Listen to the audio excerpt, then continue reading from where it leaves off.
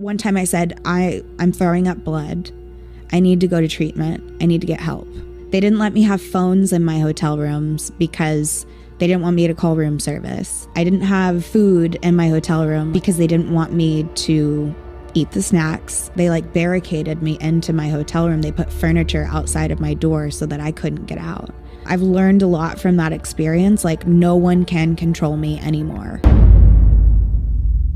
Demi Lovato is opening up about the struggles of being a child star and being stuck in the Disney machine. Her team forced her to work until she was exhausted. At 16 years old, she was in movies, on a TV show, and going on tour, all while her management encouraged disordered eating, telling her that she wasn't skinny enough and that she couldn't seek recovery. So let's get into it.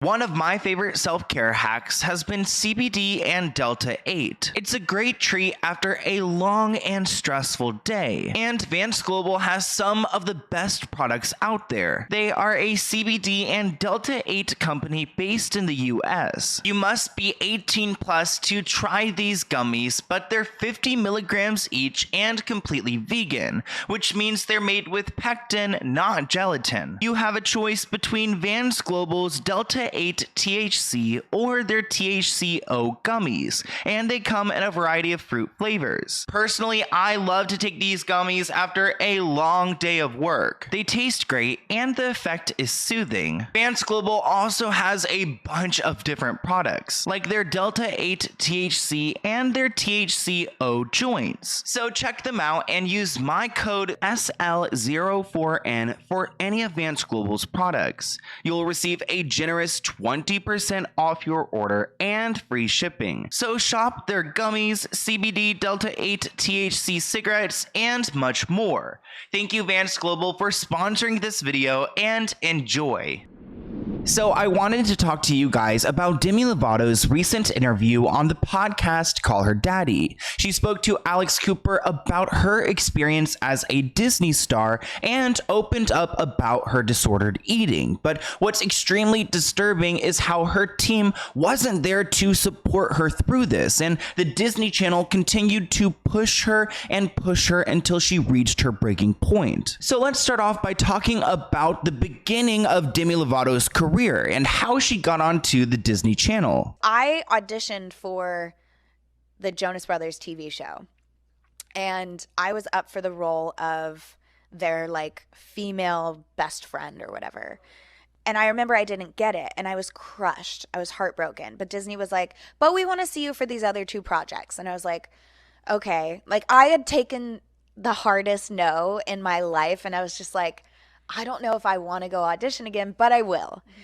So I did. I went and auditioned, and I ended up booking them both. One was Sunny with a Chance, and one was Camp Rock. There is no doubt that Demi Lovato is talented, and she worked for those roles on the Disney Channel. But once she was on the Disney Channel, they continued to overwork her. What people don't know is that the amount of work we had to do. Every year I filmed a season of a TV show, I went on tour, I made an album, and I shot a movie. And I did that for like 3 or 4 years. I think it was 3. But if I had a hiatus from my show, I would have the tour bus pull up to the studio and take me on tour for 1 week. Or I would fly to London to do promo. And I remember one day I woke up, I was so tired and like just drained from how much work I was doing. This reminds me a lot of what Allison Stoner shared about her experience working as a child star. And keep in mind that Demi Lovato was only 16 at this point, and she was a Disney money-making machine. As a 16-year-old, I woke up and I just started crying. And my mom was like, what's wrong? And I was like, I'm so tired. And then she started crying too. She was like, me too. And it was like this sad, kind of hilarious moment. And we were like, okay, put ourselves together. We got to do this. And so there was this extreme workload that I think put a lot of pressure on us. And that's why some of us I personally turned to, if you're going to work me like an adult, I'm going to party like an adult. And that at 16, 17 wasn't healthy at all. It's so sad to think that Demi Lovato was struggling so much, because you see her on the Disney Channel and you think she's the happiest kid out there. She's living the dream, but inside she is hurting, and she decided to go and use substances and rebel to kind of get back at her management and her team. And then it started to become disordered eating and other things, and other problems started to emerge because she wasn't able to live for herself. I do want to give you guys a trigger warning because this story is intense. I've never talked about this before, but there was one time where I had binged and purged one night, and I came clean to my team and said, hey, this happened. You know, I snuck out of my hotel room because they didn't let me have phones in my hotel rooms because they didn't want me to call room service. I didn't have food in my hotel room, like snacks in the mini bar, because they didn't want me to eat the snacks. Ellen talked about this on her show where they cleared the dressing room of like all sugar before I would get in there. She was like, I remember that. And they, after I told them what had happened, my security guard walked by my room or was made aware that they had they like barricaded me into my hotel room. They put furniture outside of my door so that I couldn't get out. I cannot believe that Demi Lovato, this huge star, is being controlled by all of these people, and her eating is so micromanaged. I mean, you think nowadays, like, you know, the world is a little bit more accepting when it comes to certain body types, but like, I didn't think it was ever that bad. Like, was it so important for Demi Lovato to be so extra thin back then? It just seems like, why would they jeopardize her well-being and her happiness just to make her look, what, like 5-10 pounds thinner? So that's really disturbing to me. And I mean, it explains so much when you see some of these stars and you like question, like, why are they struggling? Why are they going through this? Well, they've got a lot of people and a lot of pressure at all times. Like, this sounds like Britney Spears. You didn't have your phones. You weren't allowed to have food. They cleared out the green room so you didn't have snacks. It's just like there's limited freedom here, barely any freedom at all. And sneak out and eat if I wanted to. And so it was that level of controlling when it came to my food, which just made my eating disorder worse. One time I said, I'm throwing up blood. I need to go to treatment. I need to get help. And this was in like 2017. And this person looked at me and said, you're not sick enough. And I think that was his way of saying, like, no, you're not going back to treatment, because if you do, this will look bad on me. Again, this speaks to the music industry and to Hollywood in general. These stars are begging for help and going to the people who are supposed to protect them. And they're like, you know what? No, because you're going to stop making me money. You're going to make me look bad. You're going to make Disney look bad. So like, at this point, what are you to do when everyone is against you? And Demi took it out on herself by using substances and, restricted eating and just living a very unhealthy lifestyle. And so I didn't go back into treatment. And less than a year later, I ended up overdosing. And so I think it was just like, I felt trapped. I felt like I couldn't get out of this situation. And my way of like blowing everything up was relapsing on drugs and alcohol, because they always said, if you use, we're out. And I was like, all right, time to get out. Bye. I've learned a lot from that experience. Like, no one can control me anymore. And I was under the control from 18 to 25. And those are years where you're trying to figure out your adulthood. You know, you're no longer a teenager, but for some reason I had people controlling everything I ate. So that sounds horrible. And you guys might be thinking, well, why didn't Demi just stop everything? Like, from the ages 18 to 25, you were an adult. You could have stopped this. But it's not that easy. It's extremely complicated because these stars are conditioned through fear. They fear their management. They fear what their image could become because they are trained to understand that if they don't do this a certain way, then something bad will happen. And there was a moment in this interview where she brought up this website called like Oceans, I believe. It's titled Ocean Up, and it was a website, a blog website where they would put up posts about Disney stars who were doing bad things. And this was something that she and other stars were fearful of. This website called Ocean Up, and Ocean Up would just like take all scandalous things that were happening to Disney actors and put it on there.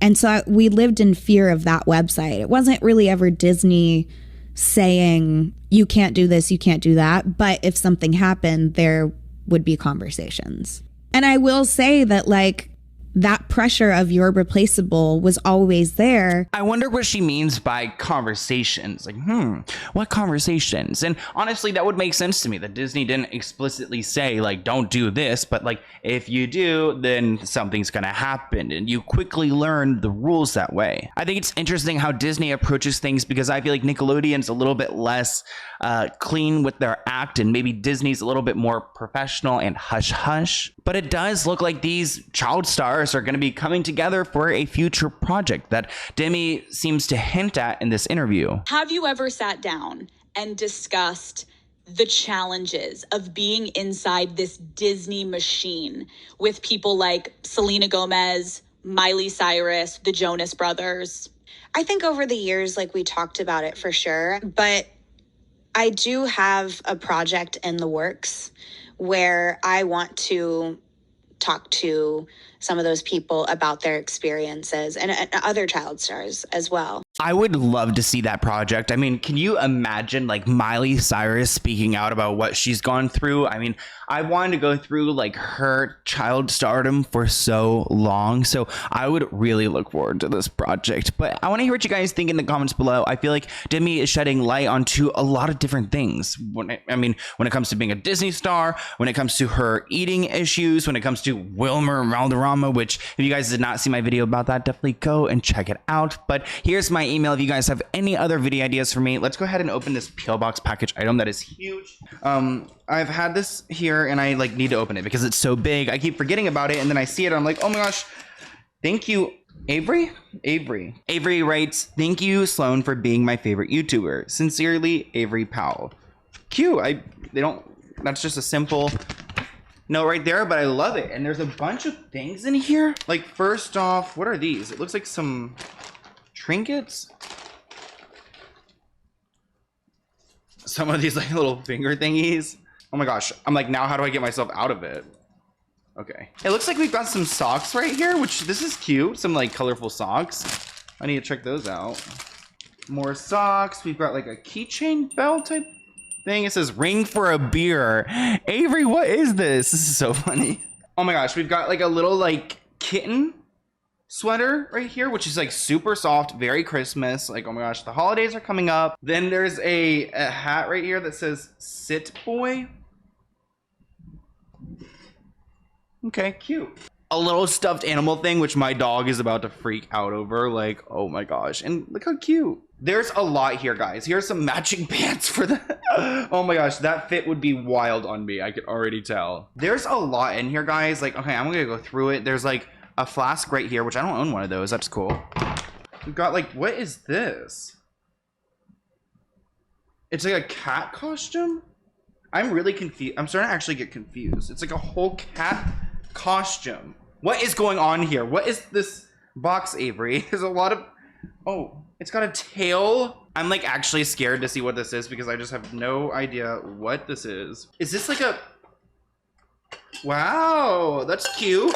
Like a water bottle thingy. That's really nice. Wow, thank you for that. And it looks like it's got some A on it. I don't know what that stands for, but oh my gosh, there are so many things. There's like a sweatshirt right here, which has like a cloud. It looks like it's from Beachy Shop, owned by Fawn Bomb. Some heart jacket. Then we've got another like a star blinked out jacket right here. Oh my gosh. Then we've got like a Superman shirt right here. This is so random. I'm really oh, they're all Batman. Then here we've got, it looks like a really nice jacket, just like a Ann Taylor jacket. Isn't that like for women? Cute though. I think I could fit into it. And then finally we've got a Batman flag. Wow, Avery, this is a lot. Oh wait, this is a chef's thing, a bib, or how do you say it? Like an apron. Avery, this is a lot. Thank you so much for all of this. I am so happy to be your favorite YouTuber, and I am just like I'm trying to understand a little bit about you because there's a lot of different things here, but I really appreciate it. And I'll have to share I'll have to try the cat suit on for my Instagram. So I'll see you guys in a new video soon. Bye guys.